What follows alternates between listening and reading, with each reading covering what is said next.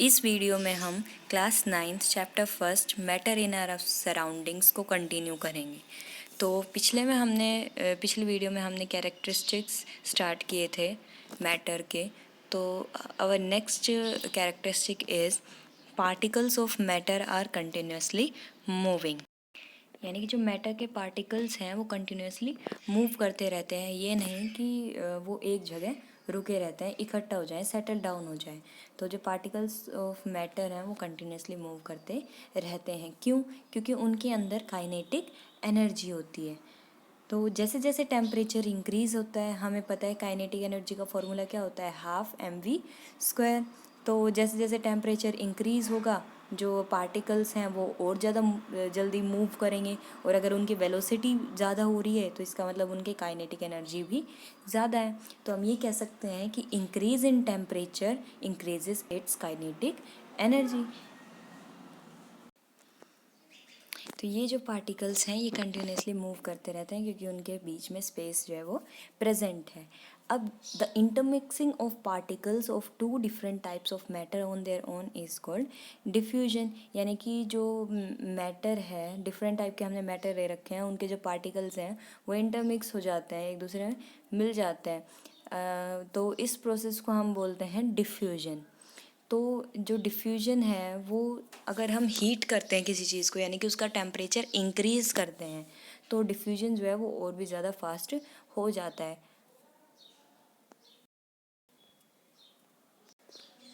So next property है हमारे पास कि जो पार्टिकल्स ऑफ मैटर हैं वो एक दूसरे को अट्रैक्ट करते हैं। तो इसके लिए हम कुछ एक्टिविटीज़ देखेंगे। तो देखिए, तो एक्टिविटी 1.7 देखिए, इसके अंदर क्या है, एक आयरन नेल यानी कि एक कोई भी कील ले लेंगे हम, एक पीस ऑफ चॉक और एक रबर बैंड ले लेंगे। अब क्या करना है, हम इन्हें तोड़ने की कोशिश करेंगे। तो हम कैसे भी इनको तोड़ने की कोशिश कर सकते हैं, या तो खींचें या काटें या फिर इनको हैमरिंग यानी कि हथौड़े से तोड़ने की कोशिश करें। अब हम क्या देखते हैं कि ये जो तीनों को हम तोड़ने की कोशिश कर रहे हैं, इनको मतलब बहुत ज़्यादा फोर्स लगता है इनको तोड़ने के लिए। क्यों? क्योंकि ये जो पार्टिकल्स हैं इनके अंदर एक फोर्स है जो इनको एक साथ पकड़े रखे हुए हैं। तो जैसे कि एक और एक्टिविटी दे रखी है 1.8, तो इसमें क्या कर रखा है, कंटेनर के अंदर थोड़ा सा पानी ले रखा है, एंड क्या करना है, try cutting the surface of water with your fingers. और फिंगर्स से क्या करना है, हमें उसमें उस मतलब वाटर के सरफेस को कट करना है। कट कैसे करेंगे, सिंपल, उसमें से फिंगर्स जो है वो घुमानी है। तो क्या हम उस पानी जो सरफेस है उसको कट कर पाएंगे, पानी को कट कर पाएंगे? नहीं कर पाएंगे। तो ये उनके बीच में क्या प्रेजेंट है, फोर्स प्रेजेंट है। तो ये जो फोर्स है ये पार्टिकल्स को एक साथ रखने में हेल्प करता है। The strength of this force of attraction varies from one kind of matter to another. अब ये नहीं है कि हमारे पास कितने टाइप के मैटर प्रेजेंट हैं, तो ये नहीं है कि एक मैटर में जो फोर्स है वही दूसरे मैटर में हो। तो अलग अलग जो मैटर होते हैं तो उनके अंदर डिफरेंट टाइप ऑफ फोर्सेस जो हैं वो प्रेजेंट। सो नेक्स्ट हमारे पास टॉपिक आता है स्टेट्स ऑफ मैटर। तो अब ये तो नॉर्मली सबको पता ही है कि मैटर की जो है वो 3 स्टेट्स होती हैं, सॉलिड, लिक्विड एंड गैस। तो ये जो 3 स्टेट्स हैं ये क्यों होती हैं? Due to the variation in the characteristics of the particles of matter. अब मैटर जो है वो यूँ नहीं है कि एक ही टाइप के मैटर हो, डिफरेंट टाइप ऑफ मैटर जो है वो प्रेजेंट हो सकते हैं। तो उन्हीं के बेस के ऊपर कि जो मैटर के पार्टिकल्स हैं वो कैसे हैं, उन्हीं के ऊपर जो मैटर है उसको 3 टाइप्स में डिवाइड किया गया है, that is solid, liquid and gas. तो सबसे पहले हमारे पास आता है सॉलिड। तो फर्स्ट देखिए सॉलिड स्टेट। तो अब एक एक्टिविटी कर रखी है 1.9, इसमें देखिए कि कुछ आर्टिकल्स हमें कलेक्ट करने हैं, जैसे पेन, बुक, नीडल या फिर वुडन स्टिक। अब क्या करना है, sketch the shape of above article, sketch बनाना है नोटबुक के अंदर, and do all this have definite shape, distinct boundaries and a fixed volume. अब हमें क्या देखना है कि क्या ये जो हमने आर्टिकल्स लिए हैं इनका डेफिनेट शेप है, डेफिनेट इनकी मतलब फिक्स वॉल्यूम है। अगर हम इनको हैमर करते हैं या कहीं से गिराते हैं तो क्या होता है, या फिर क्या इनके जो पार्टिकल्स हैं वो एक दूसरे में डिफ्यूज़ हो सकते हैं। इनको कंप्रेस करने की, इनको दबाने की कोशिश कीजिए, इनके ऊपर प्रेशर लगता है या नहीं। तो ये सब जो एग्जाम्पल्स हमने पढ़े ये सब हैं सॉलिड्स के। तो हम क्या ऑब्जर्व कर सकते हैं कि जैसे पेन है या फिर हमारे पास बुक है, तो इनका एक डेफिनेट शेप होगा, हम इनको बना लेंगे, डेफिनेट शेप होगा, डिस्टिंक्ट बाउंड्रीज बनेंगी इनकी, और फिक्स जो वॉल्यूम होगी। और अगर हम इन्हें कंप्रेस करने की कोशिश करते हैं तो ये कंप्रेस नहीं होंगे क्योंकि बहुत ज़्यादा हार्ड होते हैं। तो सॉलिड्स की कैरेक्टरिस्टिक्स क्या होते हैं कि जो सॉलिड्स हैं उनका डेफिनेट शेप होता है, distinct boundaries and fixed volumes. ये जो है दे हैव नेग्लिजिबली कंप्रेसिबिलिटी, यानी कि इनको कंप्रेस करना बहुत ज़्यादा मुश्किल होता है, दे आर नॉट कंप्रेसिबल। इनकी टेंडेंसी होती है टू मेंटेन देयर शेप, यानी कि ये अपने शेप को चेंज नहीं करते, इनका शेप जो है वो फिक्स्ड रहता है क्योंकि इनके ऊपर बहुत ज़्यादा फोर्स लगता है, इनके पार्टिकल्स के बीच में बहुत ज़्यादा फोर्स जो है वो प्रेजेंट है। अब सॉलिड्स में break under force but it difficult to change their shape so they are rigid. अब बहुत ज़्यादा अगर हम फोर्स लगाते हैं तो फिर भी सॉलिड्स जो हैं वो शेप चेंज कर सकते हैं, लेकिन इसके लिए भी हमें बहुत ज़्यादा फोर्स लगाना होगा क्योंकि ये बहुत ज़्यादा रिजिड हैं, हार्ड हैं। तो ये सॉलिड्स की प्रॉपर्टीज। नेक्स्ट है what about a rubber band, can I change it shape on stretching. अब हमने क्या लिया है, एक रबर बैंड ले रखा है या फिर शुगर और सोल्ट ले रखे हैं, स्पंज ले रखा है, और अब हमें क्या करना है कि इन्हें जैसे शुगर और जैसे रबर बैंड है उसको स्ट्रेच खींचने की करने की कोशिश करनी है, और शुगर सोल्ट है उनको डिफरेंट जार्स में डालना है, ये देखना है कि वो सॉलिड हैं, शेप चेंज करते हैं या नहीं है। या फिर स्पंज ले रहे हैं, स्पंज को हम कंप्रेस कर रहे हैं तो क्या ये सॉलिड नहीं है। तो ये जितने भी हैं ये सॉलिड्स हैं। क्यों? अब रबर बैंड जो है वो शेप चेंज करता है क्योंकि फोर्स लग रहा है उसके ऊपर, लेकिन जब हम उसके ऊपर फोर्स कम कर देते हैं तो फिर से वो अपनी शेप जो है वो रीगेन कर लेता है, उसके ऊपर जो फोर्स है वो रिमूव हो जाती है। अब अगर हम बहुत ज़्यादा फोर्स लगा रहे हैं तो ये टूट भी सकता है। तो अगर हम शुगर और सोल्ट की बात करते हैं और डिफरेंट जार्स में डालते हैं उनको, तो वो उनकी जो शेप है वो अटेन कर रहा है, लेकिन जो शुगर और सोल्ट के क्रिस्टल्स हैं उनकी शेप तो फिक्स है, उनकी शेप तो कोई चेंज नहीं हो रही है, चाहे हम उसे किसी में भी डाल दें। और अगर हम स्पंज की बात करते हैं तो स्पंज के अंदर कुछ छोटे छोटे होल्स प्रेजेंट होते हैं जिसके अंदर एयर ट्रैप्ड होती है, तो जब हम उसे प्रेस करते हैं तो जो एयर है वो बाहर निकलती है, उस वजह से हम उन्हें कंप्रेस करने में हेल्पफुल होते हैं। तो ये है सॉलिड स्टेट की, और सॉलिड स्टेट के प्रॉपर्टीज़ जो हैं वो हमने पढ़ लिया अभी। सो नेक्स्ट हमारे पास है लिक्विड स्टेट। तो लिक्विड स्टेट में एक्टिविटी दे रखी है 1.10। तो इसमें क्या करना है, हमें कुछ चीज़ें कलेक्ट करनी है जैसे water, cooking oil, milk, juice, cold drink. Containers लेने हैं डिफरेंट डिफरेंट शेप्स के, तो उनके अंदर 50 ml जो है मार्क करके ये जो चीज़ें हमें डालनी है। तो अब इन लिक्विड्स को अगर हम फ्लोर पे डालते हैं तो क्या होगा, या फिर एक लिक्विड को अलग अलग कंटेनर्स में डाल रहे हैं तो क्या होगा, वॉल्यूम कितनी ऑक्यूपाई करेगा, वो इनका शेप सेम रहेगा या नहीं रहेगा। तो ये हमें सब ऑब्जर्व करना है। अब हम क्या ऑब्जर्व करते हैं कि जो लिक्विड्स हैं उनका कोई फिक्स्ड शेप नहीं होता, लेकिन फिक्स्ड वॉल्यूम होती है। अब हम अगर हम पानी ले रहे हैं, पानी को एक ग्लास में डाल देते हैं या एक जग में डाल देते हैं, तो वो जो कंटेनर है उसी की जो शेप है वो अटेन कर लेता है, उसी की शेप अटेन कर लेता है। अगर हम उसको फ्लोर पे गिराएंगे तो वो पूरा गिर जाएगा। तो इनकी जो है कोई भी फिक्स्ड शेप नहीं होती, लेकिन इनकी फिक्स्ड वॉल्यूम होती है, क्योंकि एक जार में मान लो हमने 50 ml डाला है और दूसरे किसी छोटे जार में 50 ml डाला है, तो वॉल्यूम तो सेम ही है, दोनों में 50 ml है, तो वो सिर्फ उस कंटेनर का शेप जो है वो अटेन कर लेते हैं। लिक्विड्स जो है वो फ्लो करते हैं और अपना शेप जो है वो चेंज कर लेते हैं, तो इस वजह से ये हार्ड नहीं है, रिजिड नहीं है, लेकिन इनको हम फ्लूइड कह सकते हैं क्योंकि ये लिक्विड्स हैं, फ्लो करते हैं और अपनी शेप चेंज कर लेते हैं, तो यही फ्लूइड की प्रॉपर्टीज़ होती हैं। अब क्या है, जो सॉलिड्स और लिक्विड्स हैं वो लिक्विड्स के अंदर डिफ्यूज़ हो जाते हैं। तो the gases from the atmosphere diffuse and dissolve in water, और अगर हम गैसेस की बात करते हैं तो गैसेस भी डिफ्यूज़ हो जाती हैं और वाटर के अंदर डिसॉल्व हो सकती हैं, जैसे कि जो डिसॉल्व्ड ऑक्सीजन प्रेजेंट है वाटर के अंदर। तो ये जो गैसेस हैं जैसे ऑक्सीजन हो गया, कार्बन डाइऑक्साइड हो गया, जो एक्वेटिक एनिमल्स के सर्वाइवल के लिए इम्पोर्टेंट है, तो ये डिसॉल्व्ड फॉर्म में ही प्रेजेंट होती हैं, जो सी, लेक्स वगैरह हो गई, ये रिवर्स हो गई इनके अंदर। तो जितने भी लिविंग क्रिएचर्स हैं उनको सर्वाइवल के लिए जो हमारे पास गैस है उसकी तो ज़रूरत होती है। तो जो एक्वेटिक एनिमल्स हैं वो डिज़ोल्व्ड ऑक्सीजन का यूज़ करते हैं। तो हम ये कह सकते हैं कि जो सॉलिड्स हैं, लिक्विड्स हैं, गैसेज हैं, वो सब लिक्विड्स के अंदर डिफ्यूज़ हो सकती हैं। तो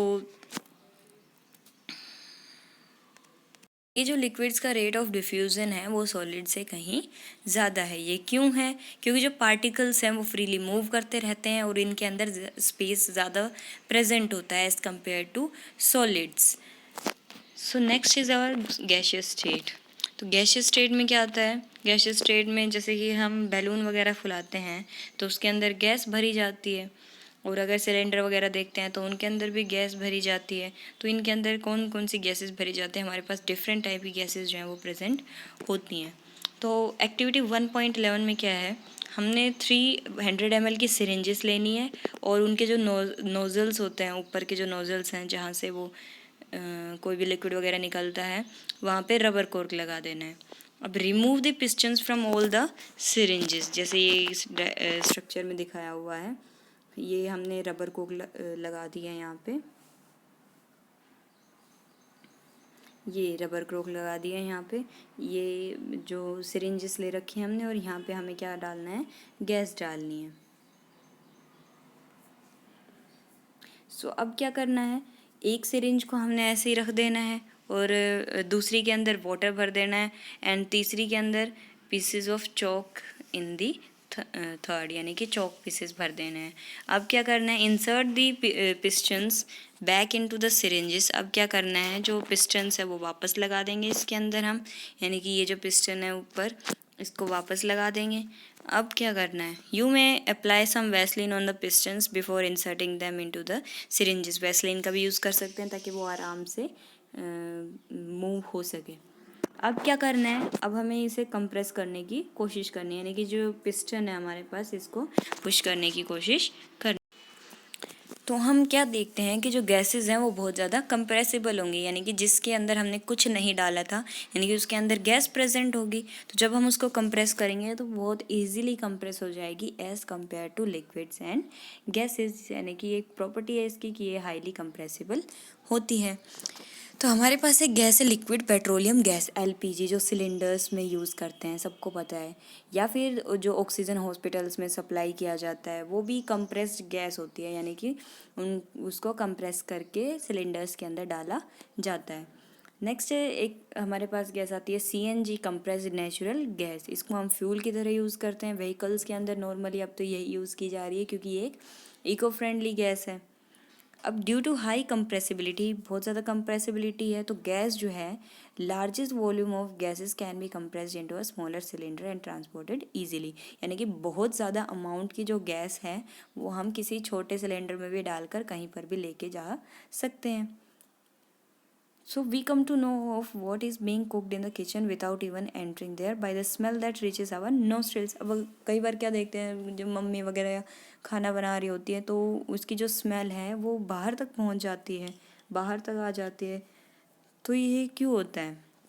क्योंकि जो पार्टिकल्स हैं फूड के वो एयर के अंदर मिक्स हो जाते हैं और हम तक पहुंच जाते हैं, क्योंकि एयर जो पार्टिकल्स हैं फूड के, the smell of hot cooked food reaches us in seconds. Compare this with the rate of diffusion of क्या है कि जो गैसेस के पार्टिकल्स हैं वो बहुत ज़्यादा दूर दूर प्रेजेंट होते हैं।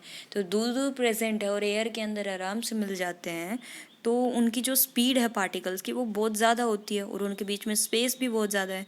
तो गैसेस जो हैं वो बहुत जल्दी डिफ्यूज़ होते हैं, जिस वजह से वो जो स्मेल है वो बाहर तक आ जाती है। यानी कि जो हमारे पास गैसेस हैं उनकी डिफ्यूजिंग प्रॉपर्टी, यानी कि डिफ्यूजन जो है उनके अंदर बहुत ही ज़्यादा होता है as compare two liquids and solids. अब गैशियस स्टेट के अंदर जो पार्टिकल्स है वो बहुत ज़्यादा हाई स्पीड के ऊपर मूव करते हैं, तो इसी रैंडम मोशन की वजह से जो पार्टिकल्स हैं वो एक दूसरे को हिट करते हैं और साथ ही साथ कंटेनर के वॉल के ऊपर भी लगते हैं। फॉर एग्ज़ाम्पल हमने ये बीकर ले रखा है और इसके अंदर ये गैस के पार्टिकल्स हैं तो ये बहुत ज़्यादा दूर दूर हैं, तो ये इधर उधर मूव करते रहते हैं, और मूव करेंगे तो एक दूसरे से भी टकराएंगे, साथ में जो ये वॉल है इसके ऊपर भी टकराते हैं। तो जब प्रेशर एग्जर्ट करते हैं ये जो गैसेज हैं ये क्या करेंगे, प्रेशर एग्जर्ट करेंगी। क्यों? क्योंकि the force exerted by gas particles per unit area on the walls of the container, क्योंकि ये जो है फोर्स लगा रही हैं, एक जगह से दूसरी जगह मूव कर रही हैं, वॉल्स के ऊपर टकरा रही हैं, तो यहाँ पे ये फोर्स एग्जर्ट कर रही हैं, जिस वजह से ये प्रेशर एग्जर्ट करती हैं। अब हमारे पास सॉलिड, लिक्विड, गैसेस तीनों दे रखे हैं और इनके पार्टिकल्स भी दे रखे हैं। तो सॉलिड्स में देखिए, सॉलिड्स में पार्टिकल्स के बीच में ये बहुत ज़्यादा कंजेस्टेड होते हैं, स्पेस बहुत ही कम प्रेजेंट होता है। जबकि अगर लिक्विड की बात करते हैं तो लिक्विड के अंदर कुछ जो स्पेस है वो प्रेजेंट होता है। लेकिन अगर गैस की बात करते हैं तो गैस के अंदर बहुत ही ज़्यादा स्पेस प्रेजेंट होगा, जो पार्टिकल्स हैं हम बहुत कंटिन्यूसली मूव करते रहेंगे।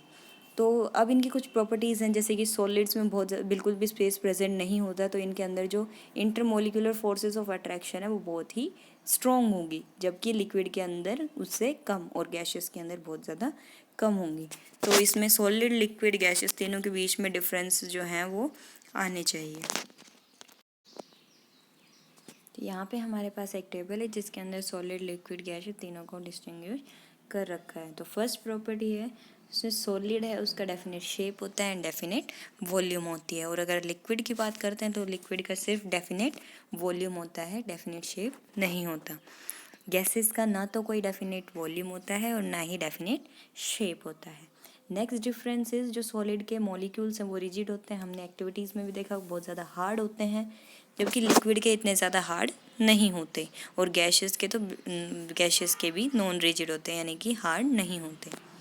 थर्ड पॉइंट इज़ कि जो सॉलिड के मॉलिक्यूल्स हैं वो वाइब्रेट करते हैं to and fro about their mean positions. क्यों? क्योंकि उनके अंदर बिल्कुल भी स्पेस प्रेजेंट नहीं होता, वो बहुत ज़्यादा कंजेस्टेड होते हैं इस वजह से। और अगर लिक्विड्स की बात करते हैं तो लिक्विड्स के अंदर जो मॉलिक्यूल्स हैं वो मूव करते रहते हैं, मतलब इतना ज़्यादा तो स्पेस नहीं होता, लेकिन सॉलिड्स के कंपैरिजन में लिक्विड्स में कुछ स्पेस प्रेजेंट होता है, तो वो मूव करते रहते हैं अलोंग दी बाउंड्री। और गैसेस तो फ्रीली मूव कर सकते हैं, जितना भी स्पेस उसे मिलेगा उसी के अंदर वो मूव कर। नेक्स्ट चीज़, जो मॉलिक्यूल्स हैं वो remain fixed at there, fixed रहते हैं क्योंकि स्पेस ही नहीं है उनके बीच में और इतने ज़्यादा इंटरमोलिकुलर फोर्सेस होती हैं उनके अंदर।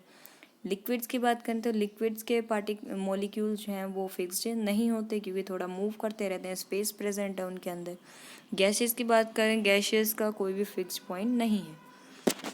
नेक्स्ट चीज़, जो इंटरमोलिकुलर बहुत ज़्यादा स्ट्रॉन्ग होती है सॉलिड्स के अंदर, जबकि लिक्विड्स के अंदर इतनी ज़्यादा स्ट्रॉन्ग नहीं होती और गैसेस में बहुत ज़्यादा वीक होती हैं।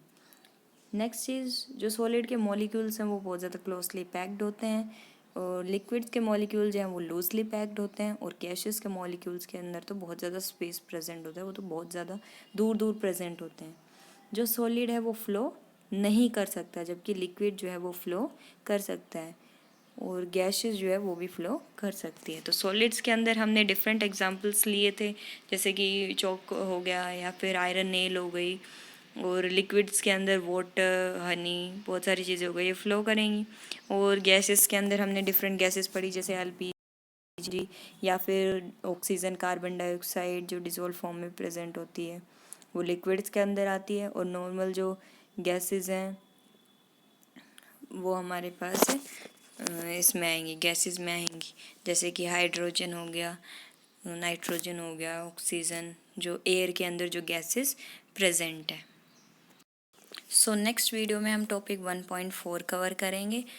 तो इसमें आपको सॉलिड, लिक्विड, गैसेस तीनों स्टेट के बीच में क्या क्या डिफरेंस है, पार्टिकल्स ऑफ मैटर जो हैं उनके क्या क्या कैरेक्टरिस्टिक्स हैं, मैटर क्या होता है, ये सब पता होना चाहिए। So please like, subscribe and share this video. Thank you.